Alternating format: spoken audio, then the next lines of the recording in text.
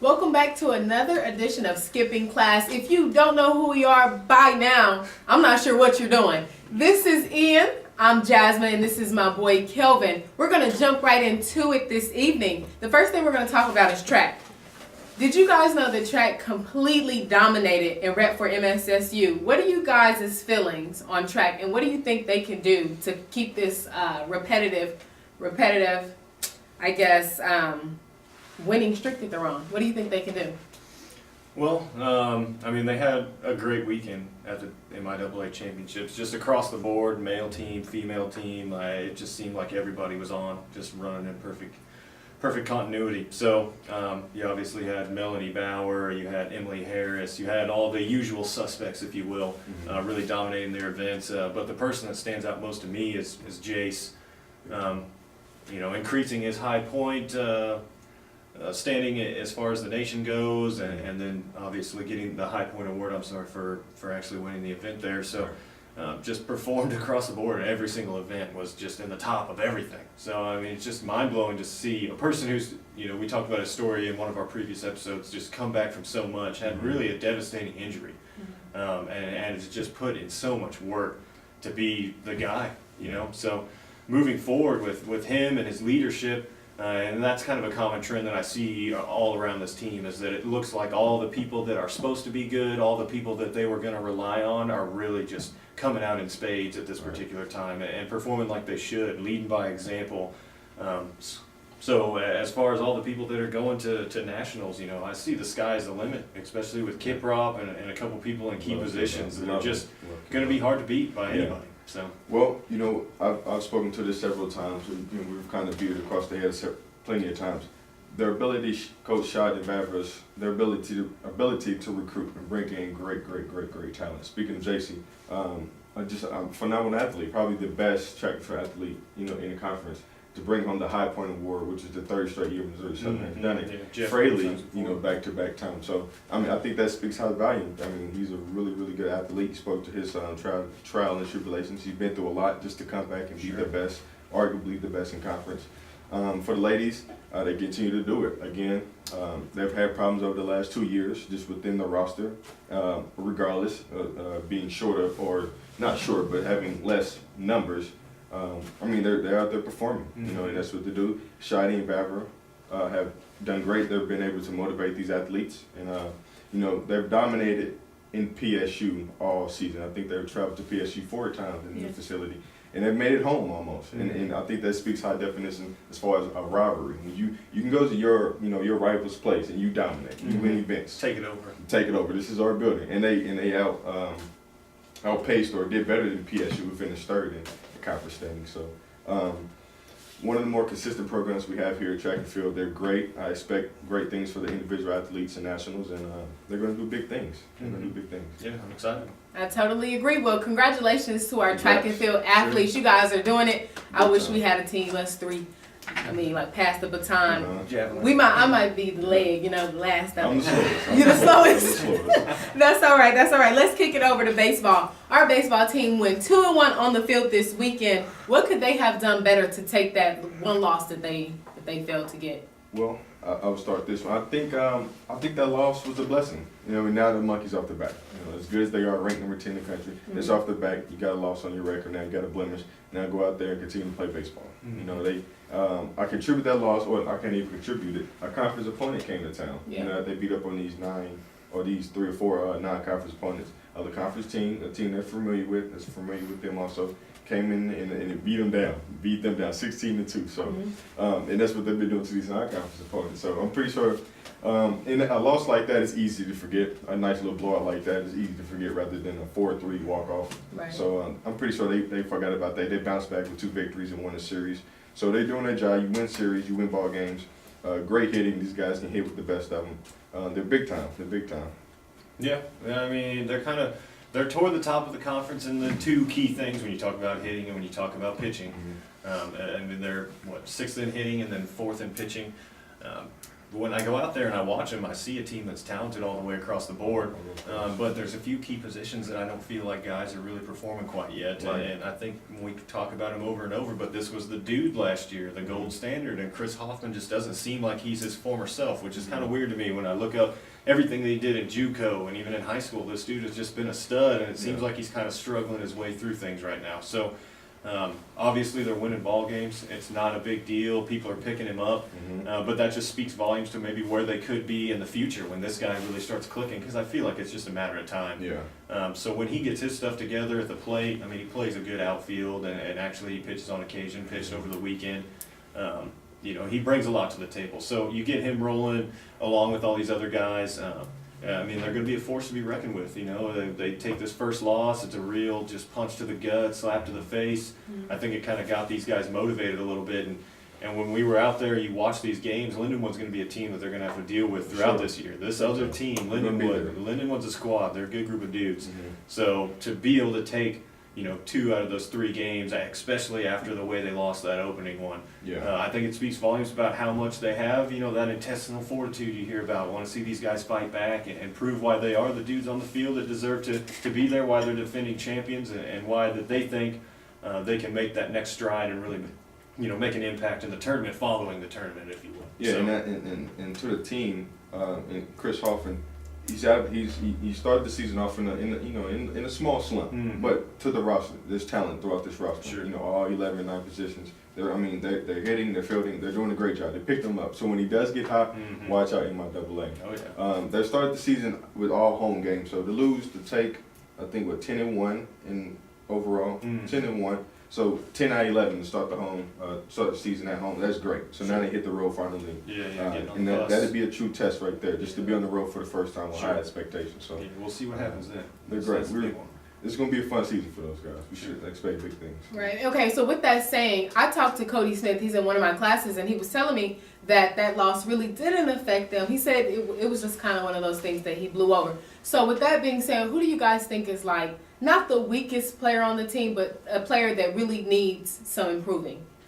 I mean, when I look at the team, and it's been kind of the same thing for the majority of the time I've been here, they had Sam Ryan at one point at catcher, who was a guy that transferred from Minnesota D1 program, obviously, who was a really great player. But since then, catcher, they've just had a big deficiency at that position. A guy that can't hit, a guy without a great arm. You know, with a catcher, if you call a game really well, you can mean a lot to that team. Sure. But if I look at the statistics, I'm looking at the bats. You know, because when we're in college baseball, aluminum, we're cracking balls all around the yard. So you got to be able to put up runs, and they've done that. But I think that might be one position where they could get a little bit more out. Yeah, of it. and they are rotating catchers. I don't think that's really a much concern. I think the biggest concern there, if you're going to rotate catchers, you got to have one catcher who can establish chemistry with the pitching staff, Sure. with the rotation, of course. I don't know how you can do that with 2 catchers. I'm just not for sure how that works. Is there a weakest player? I think they're just all around great players. Really, not great, but really, really good players. And they're really cohesive. They're great, they're great friends, and they play well together. So they can survive with switching in at the catcher, because they hit every other position, can hit the ball, especially Jesse Rawls, who is swinging a high bat and taking a lot of times the other day. What was that? and taking a lot of pitches Lindenwood. to the back and shoulder. So I'm surprised he didn't, make a couple of threats and put pitches out there. Yeah, put his shoulder pads Yeah, on for the something. next So, game. I don't think they have a weak spot. It's a really talented team, and they're going to do some big things. Awesome. Well, awesome answer. Now let's transition to my favorite sport. It's our time. It's the basketball conference game. You guys, it's in Kansas City, so make sure you guys go and support. With that being said, give me your opinion on what our Southern team can do to take the rings. That can take this win. What do you think? Well, I mean, they've obviously got a really good team. They've got that first round bye, which is a quality thing, obviously. You know, use a little rest. You can always get a couple guys a little healthier than they were, get those fresh legs. They played, obviously, the other night against Pittsburgh State, had a nice crowd out there, great way to send off the seniors, had a proposal, you know, everything you could possibly want in a basketball game. Were you really? Congratulations to them, by the way. You know, that's awesome to see. But if we look at things objectively, it seems like they're playing better as a team. It seems like some of those changes Boshi made a little while back have really started to click a little bit more. You know, we talked about last week that the big men were falling short, and then what did we have happen? Greg Renfro came out and just played with so much emotion, Great game. and you know, especially for a senior, he just Yeah. came out there and absolutely dominated the Great floor. So it was great to see Greg have an evening like that, and maybe that's a signal to Boshi, you know, give me some playing time down the stretch. I know this is my last hurrah, and I want to make something of it. So moving forward through the tournament, I mean, they've been and they will be consistently one of the better teams. So it just comes down to guts. Do you want it or don't you want it? You know, we've got guys that can make shots. We've got guys that can play basketball. Now it's time to go do it. Yeah. You know, I really enjoyed the atmosphere, you know, on Saturday. There's nothing I anticipate more as far as throughout the basketball season than the Pitt State home. Mm-hmm. It's always a great environment. It's loud. You know, the house is damn near packed. You know what I'm saying? Oh, yeah. So it's a great environment. Greg Renfro, he had a tough season. I remember speaking with his granddad. His granddad wanted to see his grandson out there on the court. Sure. You got to see it on Saturday night, and Greg, statistically he didn't have a great game, but his impact, Yeah. just him being out there, you can tell he started the game also. So that was big for the team, and it's the little things that matter. Starting the senior, you know, even though he's had a down season, just starting him, he started all 5 seniors. He has more, I think, but he started 5 seniors. So Sure. that went a long ways, and it served them well in the game. 3-game winning streak heading into the tournament with the bye week. You know, this is their time right here. You know, they've been to back-to-back conference championship games, losing last year to Pitt State. So, I mean, this is their time. This is when they get hot. This is where they play their best basketball. You head in with a small winning streak. The winning streak is better than none. It's better than 2-1. So, this is it right here. This is where they make their run and you know, lay their foundation as one of the top teams, the consistent teams in this conference in the sport of basketball. So, Sure. they're like that. I like the basketball team. And like you talked about, Prince wants to be the dude. He's Wants to be wanted the guy. that pressure, so now's your time to This is shine. your time. Now is this your time. This is where it really counts right here. The regular Yeah. season, that was cute, and that's fine. But Gotta this come is out where and it put the work counts. in. Put the work in the conference tournament. Sure. And, Absolutely. and as a 3 seed, they have 2 really good 2 seeds right in front of them. Mhm. You got to come out and ball now. And the 4 and below, they're really good teams, solid teams. It's a really good, solid conference. So they have the work cut out for them. It's gonna be exciting. It's gonna be fun. Hey, well, we'll see what they can do, and if they come out and ball hard, I'm gonna try not to get kicked out the basketball game because I'm gonna be a little riled up. Yeah. But let's continue moving on to D1 sports. Let's talk about March Madness. Did you guys know the 25 top teams took the record for the most losers this year? Yeah. How does that make you feel? Me first. Sure. Good. Good. That was a shock to me. I didn't think you were gonna say That that. lets me know right there that it's wide open. Mhm. I enjoyed last season. I enjoyed the parity. You know, you had Kentucky last year who dominated Yes. last season. So yeah, I think college basketball needs that. You know, every sport I think needs that in the sense that one team we can look to and that's just dominated all competition. Golden State and the NBA. This year there's no parity. There's just I think every team is even. I don't think one team is above each other. My 4 1 seeds right now: KU, the Spartans, Villanova, and I got Oregon. I think they're a long shot to get that final 4 seed. You can throw in a few other teams. I like those 4 teams, and it's wide open. I think I don't have a lead as to who I will put in the final 4 right now, based off those 4 seeds. I think all 4 of those number 1 seeds can go down at any given night. Mhm. KU seems to be the most well-rounded team within the bunch. As much as it pains me to say that, but I think they are the team, the overall number 1 seed. So it's fun. I like this right here. Even the top 5 teams are going down at a record pace. So I like to see that. I like to see upsets and storming of the court. So Yeah. I think it's good for college basketball. Sure. No, I mean, I know we're supposed to argue in here, but I can't say anything to you. I completely agree. I look at college basketball, and I think it's one of those sports that you can watch just any team. You know, there's nothing like the ambiance that comes through a television screen for a college basketball game. Right. And it seems like the more you watch, the more you get a great finish every single night. You know, we're coming down to the wire, especially when we get close to March. You just see upset, and obviously, like you said, we've seen more this year than we've seen any other time. So it just speaks volumes about the number of teams, and you've gone over your number 1 seeds, and I think you're pretty close to spot on. I look at Virginia as a team that could steal that For fourth, sure. but a lot of it's going to come down to those conference tournaments and who has that opportunity. But when I look at things, KU is just really putting a stamp on it right For now. sure. You know, they really are. They've got a lot of talent. They've got a lot of experience, which is something that you hear talked about on all the broadcasts of every single game that they have. They've got a couple big games coming up, obviously a tournament. But when I really think about it, there's two storylines, or maybe three that stick out in my mind. One, as a person who's sick and tired of seeing Duke win and win and win, I love watching these guys struggle, For sure. and they've really stumbled down the stretch here. Yeah. So I'm not sure that this is the same team that they've had in the past, and Well, as good as Grayson Allen In is, which part they had he's a tripping everybody up, including Yeah, himself. right. They have an injury on the front line, which hurts your team. Hit any team when you lose, size and length. Sure. Grace Allen, he's a big time. I think he's a top 10 semifinalist. I forget the name of the word, but he's a top 10. He's Sure, in sure. that Yeah, he'll be a conversation. big time pick in the draft. Big time, big time. I would like to see him shoot the ball better, Sure. and he's living up to the Duke persona almost Yeah. in a sense. He's got a little attitude. Got a little attitude, which A little I like. smugness, maybe is a better I word. like the what's the kid name? The ultimate Duke player.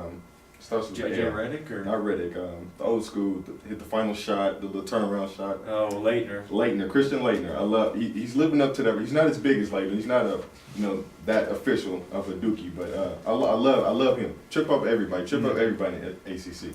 I love that. Your second topic, your second concern. Well, the thing that sticks out to me after that, and not necessarily a concern, but a storyline, is Storyline. not to sleep on Maryland. Maryland, Melo okay. Trimble is a I monster. like Melo. You know, he's had a little bit of difficulty this year. I think it maybe has a lot more to do with him trying to spread the wealth, something we see in the league a lot. Mhm. Damian Lillard has kind of came out of that trend now. Not focusing as much on the rest of the team as when you've got your shot, get your shot. When you Yeah. can drill it over and over. So people are now throwing his name around with Steph Curry as he's that dominant of a player. So I look at them, and then one person that kind of sticks out to me that I don't think is getting much love is SMU. These guys are 24-4, and they're ranked Yeah. 24th. It just doesn't make much sense. When No. you got Larry Brown as your head coach, and I really see a surge. coming Are from they these guys. banned from the postseason play? Well, yeah, I think they are, but Okay. just even in the ranking system here, you Yeah. look at them and it's a little They're a disrespect. good team. Now, is They Melo get that Trimble love. is he the best one guard in the nation? Is he better than I don't know. I like a love Tyler Eunice? True, and then I love Um, Page from North Carolina. I mhm. think he's a tremendous player. Another one of those guys that's maybe concerned more about the dudes around him than just getting his shot. Yeah. But you look at those guys; they're top tier. And we were talking about Gary Payton from Oregon State, who looks like Big he's got a time. lot of talent. But like you were talking about, Oregon might sneak into that last spot. But when you're out there on the West Coast, we see it with football, Stanford, snubs in the Heisman, Mr. McCaffrey. Right. They just don't get a lot of love out there. Arizona, another great team that you keep your eyes on. So. Consistently good. Yeah. Well, see, you guys are going to keep going on, but I have to cut you Yeah, guys we love that. short. I got to cut you Watch it short. all. I got to cut you short. But for the final question, is it worth going to Kansas City and skipping class to see our basketball players take this win? I hope so. I will let you think so. decide. Hopefully you go. My name is Jasmine Jeffrey, along with my two favorite guys right here. I'm not even going to tell your name because they're just too much. They're just too much. Oh. Make sure you guys stay tuned for our next episode. We'll be back.